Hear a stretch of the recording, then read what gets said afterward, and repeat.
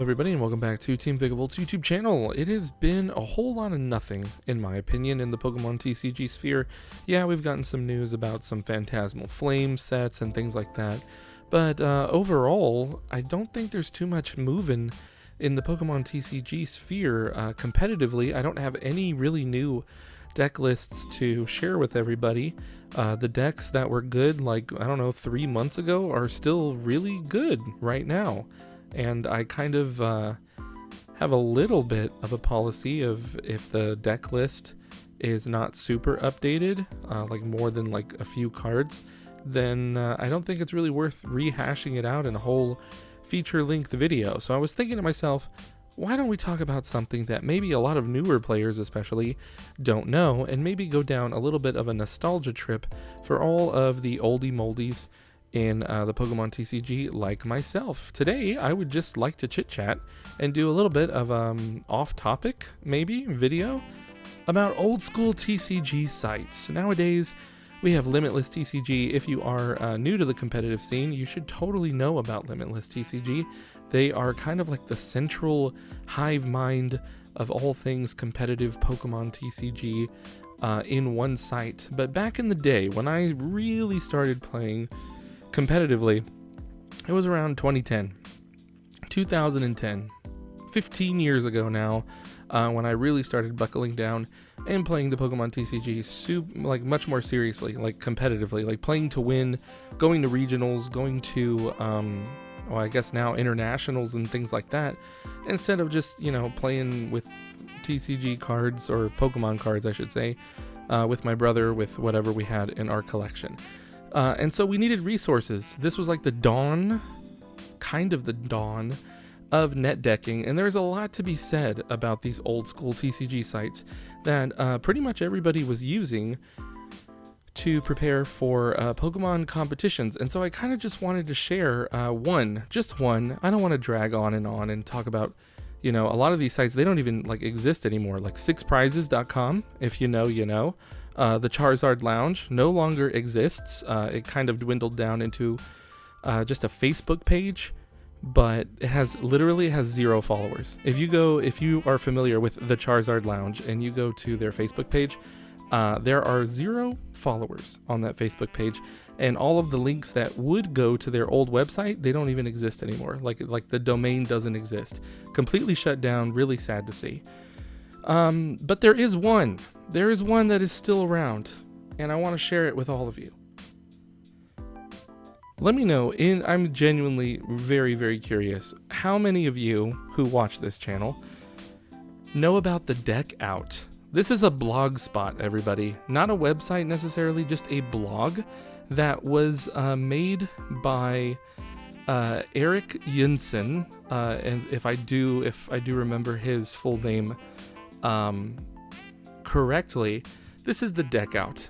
It went pretty much offline in 2014, and this was the end-all be-all. I know for a lot of people, but especially for me, when it came to preparing for any level of competition, the Deck Out was the place to go. You would have so many articles, so many like competitive insights, but even more was the deck lists that came out of this website. If you are a new player and you want to get really good at the game really, really fast, I would highly encourage you to become familiar with all of these deck lists from 2011 to 2014, because all of the motifs from 2011 to 2014 that are in the Pokemon TCG are essentially being reprinted and rehashed and reintroduced right now in the standard format for the Pokemon TCG. And I cannot think of a better site to go walk through history than the Deck Out. I love this website. I cannot talk about it enough. It has not been updated, as you can see, since Wednesday, September 10th, 2014, at least in the article section. There's so much here. We're talking like Team Plasma era. As I'm scrolling through this, we got just like a list just dumped in there. Like, hey, look, so in this article, the list, it's new and it's fixed, and just here it is. No paywall. I don't believe you had to pay for this. I never paid for it. and it was just free information for everyone. I mentioned the deck list out, which is just the deck list section of this whole blog website.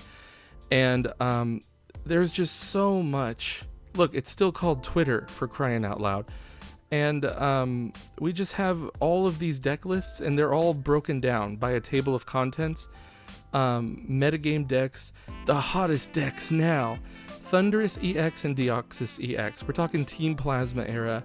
Hammer Time, oh my goodness. Hammer Time was like my my go-to deck. It was my first like hyper competitive deck that I ever started playing, and I did pretty well for myself back in the day, back in what was this, 2012, 2013.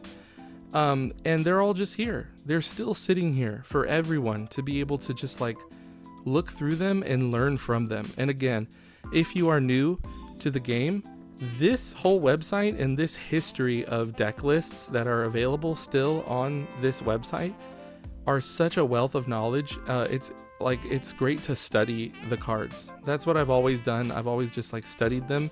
Every time a new set would come out, you just go through the whole set and you just read every single card, even like the stuff that doesn't seem that good, so that you know what everything does at all times. I would spend hours and hours and hours just like going through these deck lists. It's not fancy like it is nowadays, where like you can do like a visual deck list or anything like that. It's just text. 3 times Sableye, and everybody knew what that meant. This is the Sableye from Dark Explorers. It's been banned ever since then. Since it's rotated, and then it dominated the expanded format, and then it got banned because it's just way too good. Darkrai EX with a capital EX. That's what we're talking about here. The deck out was such a huge part of my, I guess, competitive cultivation in the Pokemon TCG. And I don't know, just whenever I was just thumbing through possible topics to make a quick little video about the deck out, I think about it all the time. The top cut when, before Puka, before Kyle Sukovich became a Pokemon, official person, he started out on YouTube. Him and his group, they started out streaming and casting Pokemon TCG events because nobody else was doing it. They filled like a really cool need that nobody else was really filling, and they were a huge wealth of knowledge as well around this very same time. The Top Cut, their YouTube channel is actually still active, and it's all still there, like a huge wealth of information. They're playing on PTCG online, not live, but online, in its beta version. Like that's when I started playing online, was as soon as it was available in the beta for Pokemon TCG Online. PTCGO, if you know, you know. And yeah, this is pretty much how we got all of our information. This is pretty much how a lot of the competitive strategy and deck lists that were commonplace were really like, I guess, distributed before Limitless TCG really started like taking hold of all of that information like we know it now. And don't get me wrong, Limitless TCG is amazing. It is amazing. It's completely like raised the Pokemon TCG to a completely different level just by existing. The Deck Out was one of those websites that was like that impactful in the metagame, and just in Pokemon cards in general. It was really sad when it shut down. I wonder, let's go to the About Me. I should really give he is from Finland, so I'm going to mispronounce this horrifically. Isa Juntunen. Isa Juntunen. He lives in Finland. And again, this is old information. And they are a highly accomplished player. 19 city champions, 12-time regional champion, 6-time national champion. I mean, just like a really amazing top-notch player in the Pokemon TCG. Just feeding free information to anybody who came to this blog. It was really, really popular. I'm trying to see if I can find... If I could find the post. No, I don't think I can find the post. I might be imagining it, but I believe that there was an official goodbye post. And what I think happened was that Issa basically just like went to college and got a career and just got a life. I don't know if they still play Pokemon cards. I don't think so, at least not as competitively as they once did.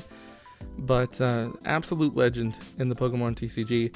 This website was just one of the main ways that back in 2010, 2012, not 2012, 2010, 2011, from 2011 to 2014, this site was like my bread and butter. I would constantly be looking for like updated deck lists and stuff and trying them out on PTCGO and just really, you know, following the metagame. And this was like the way to do it back in the day. Everything was Facebook and MySpace and, you know, all that oldie moldy stuff that has since changed, but it's all pretty much the same.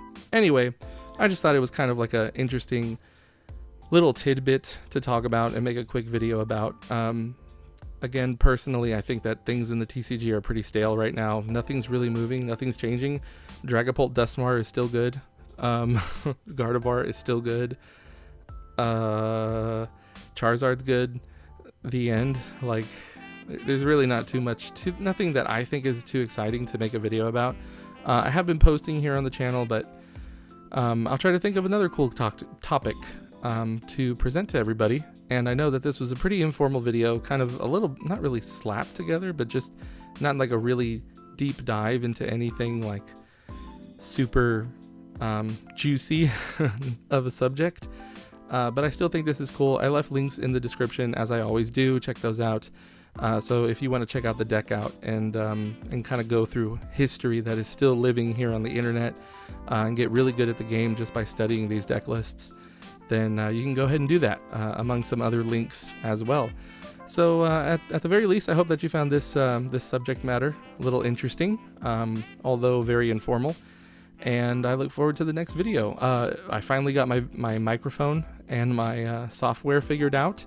That is a big part of why I haven't been uploading regularly. It was horrible. It was like almost unbearable to make videos with how bad the audio was on my end. And I've since gotten that fixed. So moving forward. Anyway, see you guys in the next one. Bye-bye.